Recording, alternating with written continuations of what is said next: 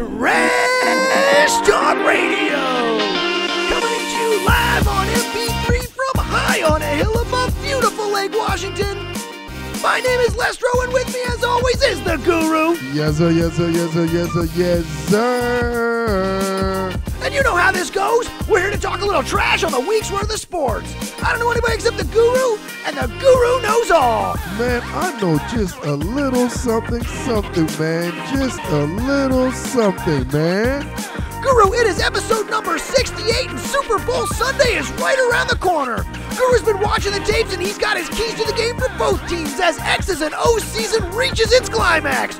What are the strengths? What are the weaknesses? What are the key matchups? And who is Guru picking?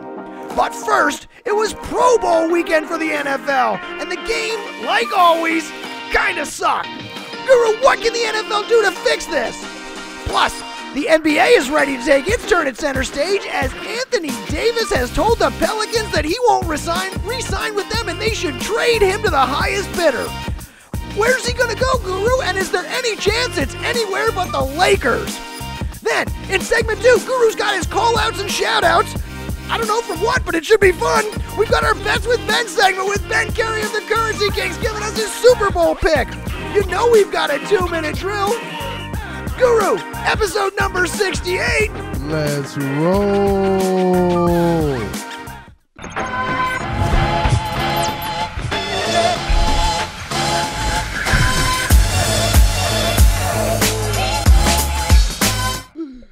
All right, Guru, thanks for hanging out while I screwed that up multiple times, and we finally get the show underway here. How you doing, man? It's good to see you. Man, I'm living the dream, man. Don't you pinch me, man. Don't you pinch me. How you doing? How was your weekend? Man, I can't complain, man. It was a good weekend. It was a relaxing weekend. Got a lot of work done. Got prepped to provide you guys with all this. A lot of film watching.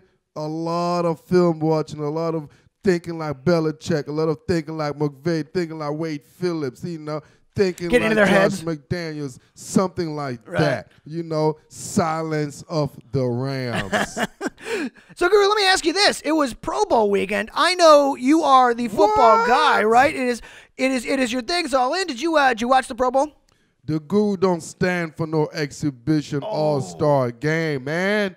I didn't watch it either because, it man, sucks. That's party central because I'd rather go to the after party, the pre-parties and the after party rather than the game. Nobody cares about the game, man. No, once again, nobody cares about the game. We did see the highlights, and I got to tell you, it looked terrible. It was terrible football in terrible weather, played in front of people who looked like they wanted to be somewhere else. As your results, in Orlando, man? That's Disney, man. What are you trying to say? Who don't want to go live in paradise or fantasy? What's Disney? Whatever Disney. I don't know, but I'll tell you, Orlando's at least better than Miami. I'll give you that. But it's a crappy weather weekend even down there in Orlando.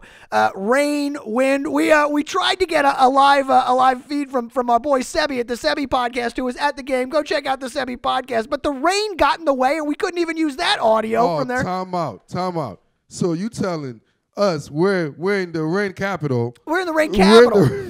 And we can make it sound better. We say, the rain got in the way. Come on, man. I'm telling you. It was the rain down there, the wind and the rain down there. So the game was awful. It turns out the AFC ended up winning it 26-7. There were offensive guys playing defense. There were defensive guys playing offense. The Cowboys staff looked like they were pulling things out of everywhere. I don't know, Guru. What can be done to make this more interesting a game? What this is the NFL Pro Bowl. These are the best players in the world, except the ones from the best two teams, obviously. But what can we do to make this game interesting, man? Is there anything that can be done? I guess not from my personal perspective, because me myself, I don't necessarily think there should be a Pro Bowl. I think just having like the skills competition, things. Oh, now the skills competition were great. Yeah, that was a lot of fun. Yeah, having those, but as far as having the game, no, just make it to flag football.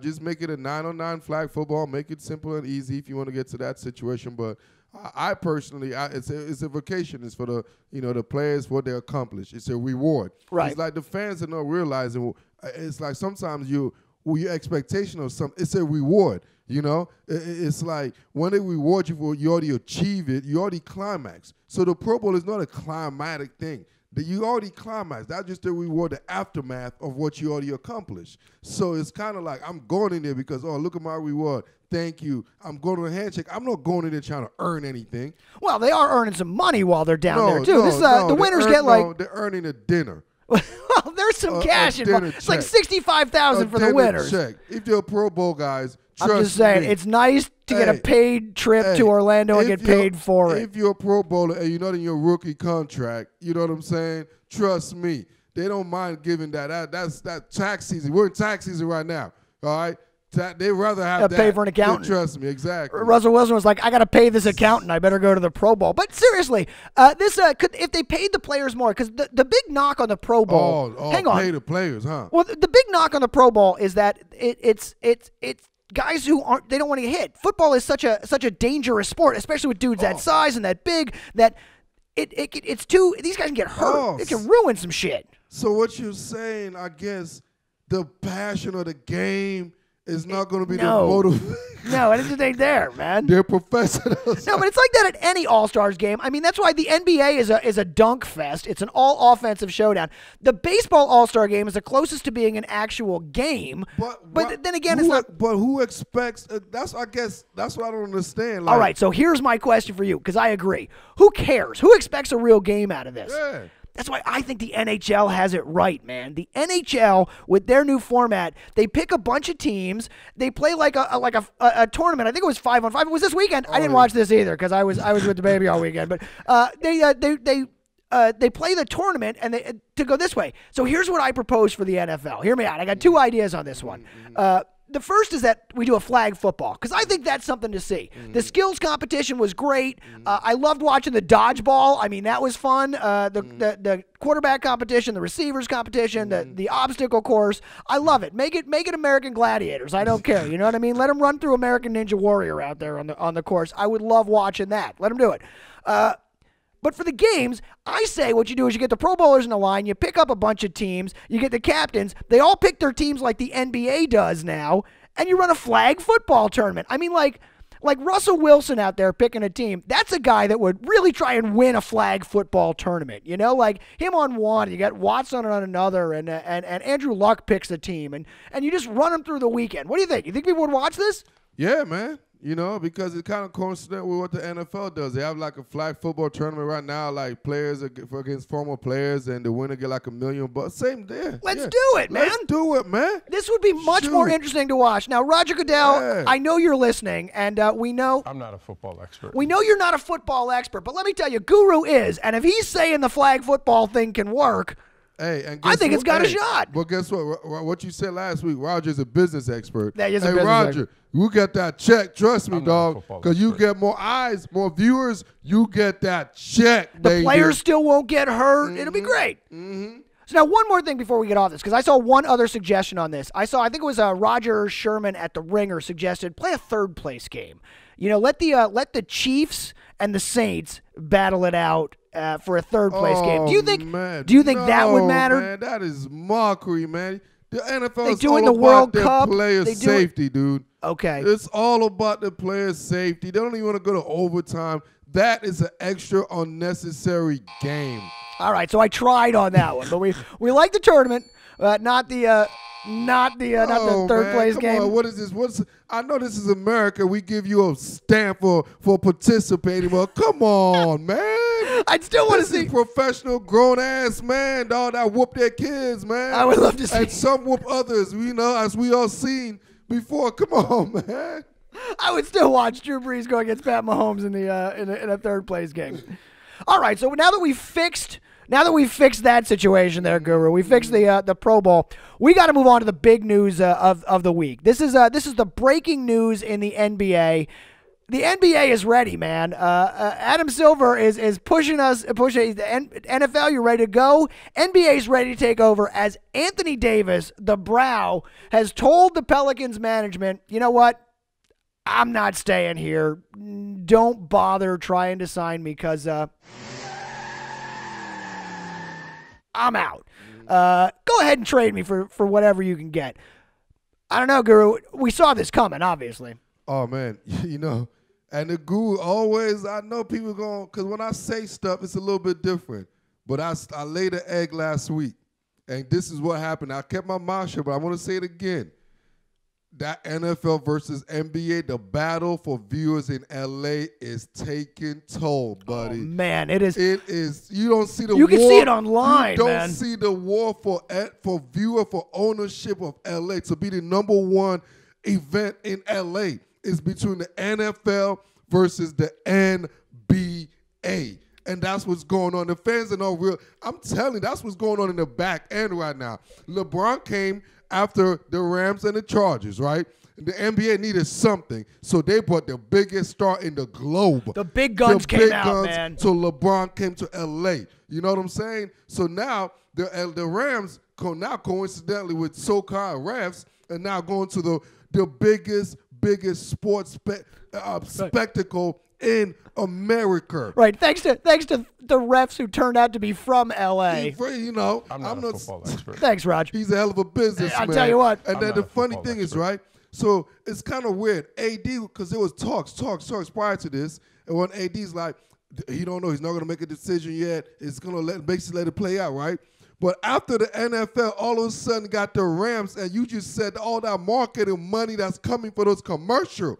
Hello. Hey, AD, all of a sudden, hold up. Hey, I'm not going to take this. I'm not going to resign no more. I want to be traded in the middle of the NFL Super Bowl media week coming up. Right. He didn't have to do this now. He could have waited a week, and this still wouldn't have been the biggest news. Do you think, you know what's going on? This is the media capital that's about to take place for the NFL.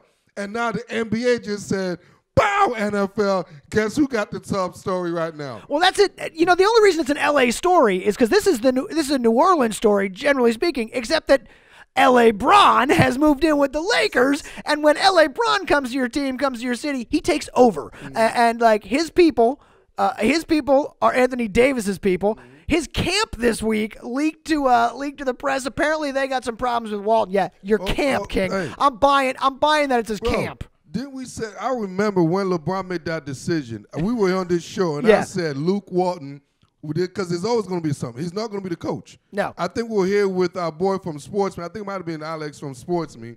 Hey, we were like, well, Luke Walton, he's a good. I'm like, no. This is what LeBron does.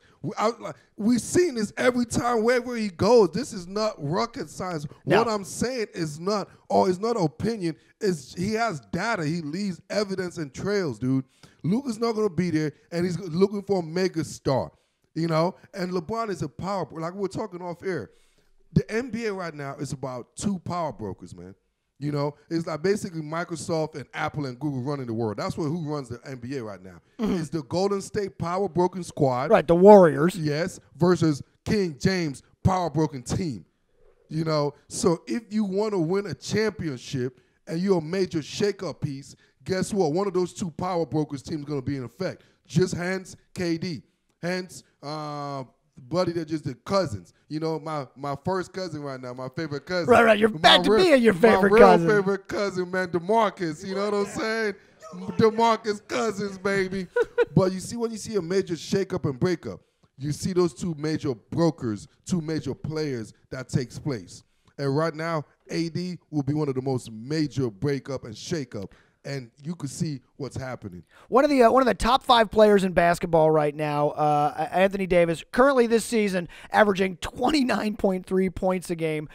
He's got 4.4 assists and 13 rebounds a game. That is doing at 25? Doing real 25 years old, bro. Yeah, man. Number 1 round pick of the 2012 NBA draft. Hey, now, man. What's interesting to me about this, Guru, is that he's turning down the Supermax contract. Now, the Supermax contract was created to allow these small market teams to be able to push like piles of money into the table and just like stay with us, and stay with the team. We've now had 2 guys this year be like, I'm not signing, you might as well trade me, with Kawhi going to Toronto, and now AD midseason as the Pelicans are falling apart because they got nothing going on right now. Wow. Saying, trade me, I'm done. Get me out of here. What can we get? So the Supermax not working the way the NBA would have hoped it would here. At the same time, leaving money on the table, Anthony Davis. I guess what you get, what $200 million, another 35 don't really matter from here to there. But is there any chance he goes in taxes? Yeah, is there? Because it depends on what state you're in, I guess. Is it any chance he goes anywhere other than the Lakers? Because here's what they got right now. The odds makers are saying via Odd Shark they got the Lakers as the favorites, followed by the Celtics, the Pelicans, who are out, the Knicks, and the Sixers. Now, I say there's no way he goes to the Sixers because they would have to trade Ben Simmons, and I don't see that happening. I'd like to see him at the Knicks. We were talking off air. I think the Knicks can be a power broker here, especially they got some cap room. They got some young kids. They got Porzingis. They got probably the worst owner. Yes, they got probably the worst owner. That's true. They got a great coach. Nah, he's not a great coach. They got Fizdale? He's not a great coach. You don't like him? You call him a great coach? I think he's a great coach. No, Take that for data. I'm just saying, he's a pretty good. They're not going to rook us. If nothing else. Explain it to me. I like him. Explain it to me. But they got a good coach there. I think that the Knicks, I would love the Knicks. I'm a Sixers fan. I want the Sixers to beat the Knicks every time. But I love when the Knicks are a real team. You know what I mean? I love when New York's a powerhouse. No, you think he can go there? No, because even if you say with Kyrie, like those guys, dude, they're not the alpha you need to win a championship. Obviously, when they had their own team, they didn't accomplish that. Their game don't translate into making others better to win a chip. That's not their game. So in this model right now, in this system of the two power brokers in the NBA, if he don't go to either one and he can't go to the other, so there's only one left. That's why this is an easy decision. There's only one left. Wherever else he goes, it's going to be the same situation he will be in. He's going to be losing either to LeBron or he's going to be losing to Golden State. He's going to be in the same damn situation why he left New Orleans. So I would think the other power broker then that we haven't talked about really is the Celtics. Danny Ainge is a power broker in the NBA, and the Celtics have a bunch of great assets to be able to trade to the Pelicans.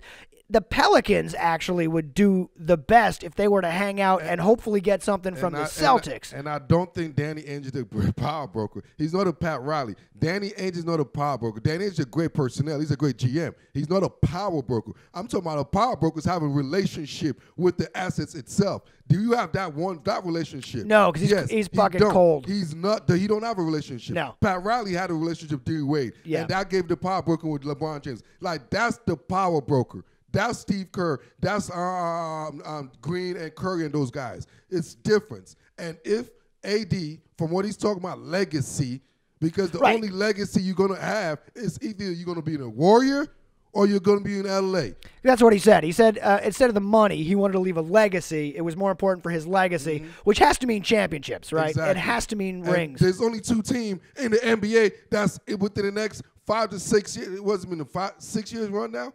That goes to the championship. One guy versus so if you want to go to the championship, you're going to be either in one guy one or the other. I actually also agree with you, Guru. I don't think that Anthony Davis is the star player you build around. I think Anthony Davis is the second star that can help get you to the finals and get you to a championship, but you got to have that number one before you bring Davis on. I think Kyrie's the same way. Although maybe together they could do something. That's the kind of, there could be some synergy to make a run. They might still be missing that 1/3.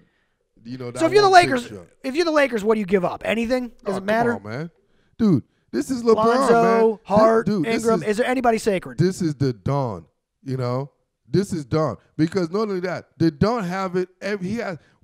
Don James have everything in place. He has James. The money. He's not even the king anymore. He's the Don. He's the Don. The Don of the NBA, dude. Because Godfather. he has the guy who's making the contractual agreement on this part of his team as the Don. So you're telling me. How much more could you want? He could tell him, hey, look, turn down the Supermax. Dude, because you know why? You're going to be with the Dawn, and we're going to make that otherwise. Don't worry, we're going to make a movie together. We'll take care of that. We'll take care of the other $50 million. You think he's in there like, hey, AD, listen, I know we can't give you the Supermax, but you want to be in Space Jam 2? AD, guess what? There's royalties. Exactly. Oh, right. You could be making more money when you're 70, 80, but guess what? Oh, that's cold. That's what, when that max contract is done, it's done. I'm telling you, LeBron is a dawn. LeBron's going to make AD an offer he can't refuse. We're going to see. He already did. We're gonna AD see him could in have LA. signed with any agent in the world. Why did he have to sign someone that has relationship with LeBron? LeBron's company. That one right there made me the greatest player of all time. I'm just saying. After he signed AD, he might be. That's right. That one right there made me the greatest player of all time. All right, so Guru, let's get back to the NFL, because even though the NBA is trying to steal their show, this really is the NFL's big week. This is the championship, the Super Bowl. This is what it's all been coming down to, a chance for somebody to play the Patriots in the biggest game of the year. And once again, we're seeing the Brady and Belichick going into the Rams. This sort of this game right now, as it shapes up, I don't know. I don't know. It looks like a good game to me. These are two big things, but I know you've been watching the film on this all weekend. So tell me what you see in this game, Guru. Oh man, this game, this game is gonna be so interesting, man. Because what's happening right now? The game is win right now. Right now, what's going on is gonna tell who's gonna win the game. What do you mean right now? Sunday. It's what Belichick, Wade Phillips, McVay, Josh McDaniels. This is the game plan right now. The implementation. X's and O's season. What they're doing right now is gonna dictate who wins this game this week is going to win the Super Bowl. Now, if you listen to the show, you know the Guru, and you should. If you listen to the show, you know the Guru always talks about the 3 seasons. There's the offensive season that starts it off where everybody comes out flying. There's the defensive season when it starts to get cold and it bunkered down. Defensive running game. And then X's and O's season when the tournament begins. And we are now at the final X's and O's season. And you know, the reason he keeps going back is because there's really no one better at it than Bill Belichick. And in the championship game a few weeks ago, he beat Andy Reid by bringing a high school offense at him in a classic old school formation to bring it. Ran it down their throat. Is this what he's going to do to the Rams too? Because they got a bigger front line. I mean, if I were Tom Brady, who hasn't been sacked in this playoffs, I would be a little concerned about Aaron Donald coming at me on this Sunday. So what are they doing? Oh, man, this is going to be so beautiful because how Wade is going to utilize Aaron Donald, Sue, Fowler, and all those guys in the D-line. Because coverage-wise, Brady has seen it all. Because it's all about getting because he's old. Yeah, Brady's seen it all. So it's however years, he's seen it all. So it's all about getting to Brady as soon as possible. So, and the thing about Brady and the Patriots, right? You look at throughout their history, every time they have a struggle, it's always against a team that has what I call a transitional pass rusher, a specialist. I mean, a Hall of Fame type, generational type player, not just a Pro Bowler. I'm talking about someone from a Dwight Freeney, and when he used to battle with the Colts, to when he did with Von Miller with Denver, to what he did with Michael Strahans in the Super Bowl, to even Grady Jarrett and those guys, Vic Beasley for Atlanta. They won that game, but Fletcher Cox and those guys for the Eagles. Oh, last year. Exactly, last year. Fletcher Cox. Big defense coming at him last year. Exactly. So those guys, what I name now, those guys are Hall of Famers. Those are not no Joe Schmoes. So now the thing is, I see with the Rams do have a Hall of Fame caliber, and that is the best Aaron in football, Aaron Donald. And they have in the most important position, which is right in the middle. So he could just destroy any type of play call with his ability. So I'm interested to see how all Belichick is going to do. And I think Bill knows that. He knows that. So formation-wise, I see I could predict more of Bill coming out in 2 tight end sets. We all remember the days with the Hernandez and Gronk, right? Right. So I'm expecting a Dwayne Allen and a Gronk combination, and Devlin come out there and heavy. I'm expecting a heavy personnel, but I'm not expecting them to run straight into the gutter of Sue and Donald. I expect them to do a lot of toss plays, a lot of stretch plays, a lot of lateral horizontal plays. Like I mentioned earlier to you in the earlier games with the Eagles versus the Chiefs, as far as the D-line and speed. The Rams' D-line is not really fast, as far as sideline to sideline. Right, they don't go lateral. Exactly. They're very skilled. So the Patriots could do a lot of zone blocking scheme. And another thing I'm going to see is you're going to see a lot of screen plays. You're going to see Aaron Donald and Sue. Belichick's going to let them loose, thinking, oh, man, they're coming to Brady. You're going to go dump it right down to Burkhead or James White, so he didn't tie it in. So you're going to see a lot of screens in this game. So the X's and O's, man, is going to be beautiful. And I see Belichick executing the same exact game plan he did in the 2002 Super Bowl versus against the Rams, against the St. Louis Rams, the greatest Absolutely. show on turf. So you see this game. I mean, for the Patriots got to where they are now through the playoffs, essentially by running power with Devlin knocking dudes down, pancaking guys. You said last week he was working IHOP. He was pancaking so many guys. So they're not going to run that again. Belichick's going to switch it all up again. Yeah, I don't see that. I really don't see that being more effective because that's running right to the strength of the Rams. That's going into Sue. Right in the teeth of their defense. I'm talking about right in the gut of that with Sue and Donald. So I see more of a stretch play. That's why I see more of a Dwayne Allen coming. Dwayne Allen's an excellent blocker himself. So I see they're going to try to more get on the edge. So I see more of a single back set and more double tights. Like I said, how they used to did it with Hernandez and company. So I see Dwayne Allen, to me, is going to be the X factor in this game from watching the films. And I think that's how they could attack a Wade Phillips in a situation because obviously Wade is going to try to do some coverages to take away Gronk and Edelman. All right, so now flip it around for me. What can the Rams do in this game? How are they going to approach this? Because we know what they're going to run out there. They're going to run out there the same set they've been running out there all year long. That same Straight up 11 personnel. Straight up 11 personnel all year long. They dare you to stop them. Can the Patriots defense stop the Rams? Oh man, I think they can. You know, Belichick will because this is the matchup. This is the wonder kid offensive coordinator against the old school defensive genius. How is Sean McVay going to try and get past Belichick and vice versa? I think the way Belichick's going to try to attack him first, I think my prediction with this from watching the Rams and their scheme and how you attack them, the Patriots going to be very physical. The Rams have their receivers are not very big in stature. They're a little smaller receivers.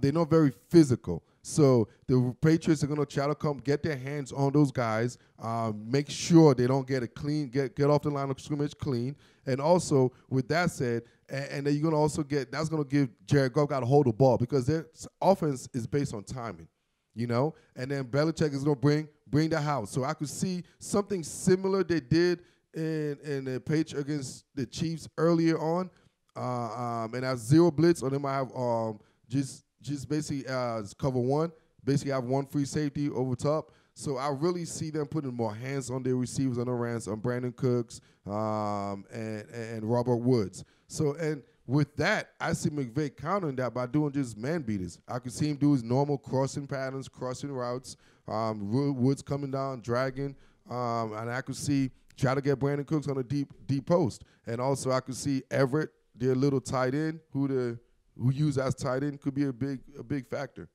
All right, so let's get down to brass tacks then, Guru. Who do you like in this game? How do you see this one going? Let me ask you first. Who are you rooting for in this game? Are you rooting for either one of these teams, man? I'm rooting for a good X's and O game. Yeah. You know, I'm not, because to me, the game, you know, like how I love this game, the game is good winning. The game's going to be won. What's today? Tuesday, Monday? Yeah. The game is going to be won by the end of this week. It's already going to be won. Like, we might not know it yet, but it's going to be won. One of those teams is going to have such a good game plan, it won't matter what the other team does because of the game plan. Well, if you're betting on game plan alone, you've got to bet on Belichick, right? I mean, that's the way it's got to go. And in the Super Bowl, it's all game plan. Now, they're the favorites by a couple of points. It's not a big spread, but they are the favorites going in, are the Patriots. So you think the Patriots got this? I think it's all about the matchups. Whoever win their possible matchup. I think the Rams got overall better talent. They have overall better team. I think if Aaron Donald gets off and they can't control Aaron Donald, then that could cause chaos, because I think in the back end, I think Talib could go against Gronk, because I think that's going to be the matchup. Talib's going to go against Gronk. Peters is going to go at the other side, and they're going to coverage against Edelman. It's going to be Rugby and probably Joe Johnson. They're going to bracket Edelman. So I see Edelman getting double majority of the time, and then Marcus Peters going against Hogan. So it's all about matchup, and I see the running game. So put it like this: if the Patriots run the ball, I don't even care if they get over 100 yards. They get between 85, well, over 85 rushing yards, just 85. They will win this game. So what I think on this one is that this game goes one of two ways. Either this is like a classic Patriots Super Bowl that's won in like, the last minute by a couple of points by the Patriots. They've had some great Super Bowls because that's when we look back at it, it's 20-17, 32-29, 24-21. Even the ones they lose are close. So we're looking at some tight games going in and always in it till the end. Either we get one of those games and the Patriots pull it out, or Sean McVay and the Rams just blow this motherfucker out. That's the other way this goes, is that they could just fly all over the field. Not in 2 weeks. You don't think? Belichick had 2 weeks. Though this year had 2 weeks. He had basically have a bye. Belichick don't get blown out. He had 2 weeks to prepare. That is the rule, but that's what the goal is, to try and break that, I would think, if you're the Rams. So I've been trying to think of this one because this is a tough one. I don't know. I don't know either of these teams who to root for in this one. I don't have a rooting interest in either.